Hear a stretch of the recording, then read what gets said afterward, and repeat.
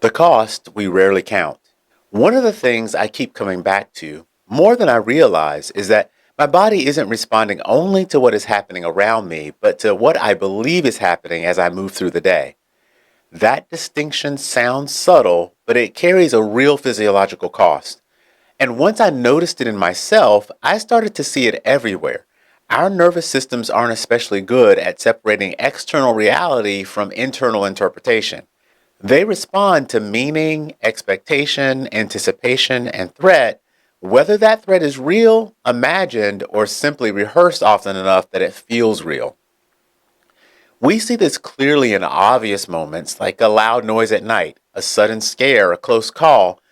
Heart rate rises, blood pressure increases, stress hormones surge, and attention narrows. All of that can happen before we have any confirmation that danger is actually present. But where this becomes more interesting and more consequential is in the ordinary moments we don't label as stress at all. The rushed morning, the unread email, the conversation we replay on the drive home, the assumption we make about someone else's intent, the background worry we carry without ever naming it. None of these moments feel dramatic, but they are cumulative.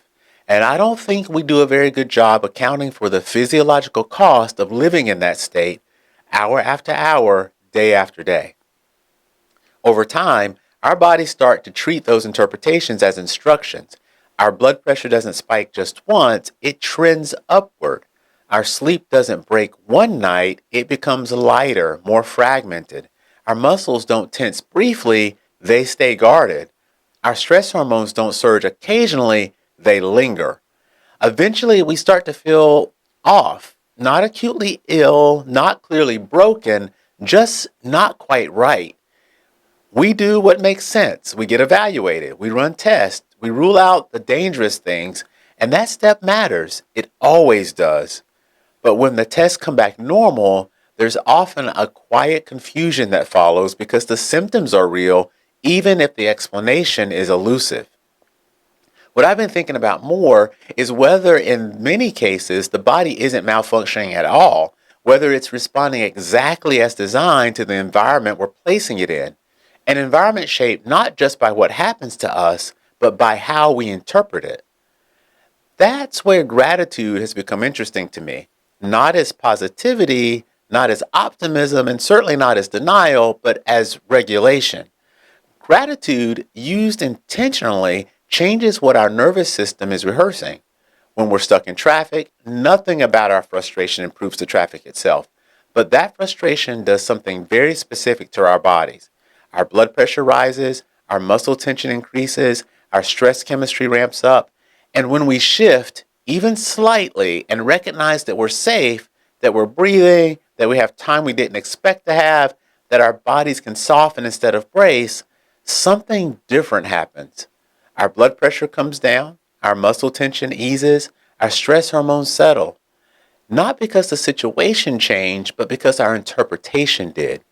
The same is true when we give people or situations the benefit of the doubt. We are remarkably quick to fill in missing information with negative stories. Most of us do it automatically, and every time we do, our bodies respond as if that story were fact.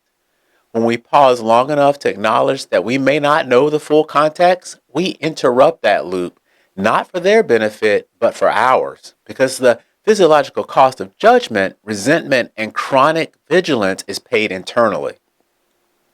This isn't about pretending everything is fine.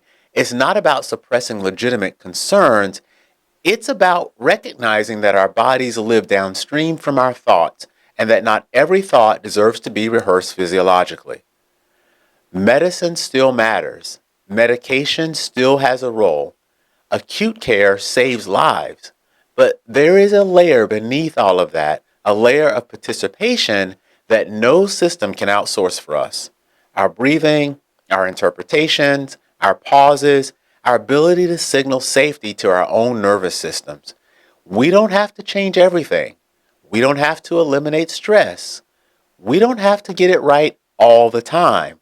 But we do underestimate the cost of everyday internal strain, and we underestimate how much leverage we actually have to reduce it.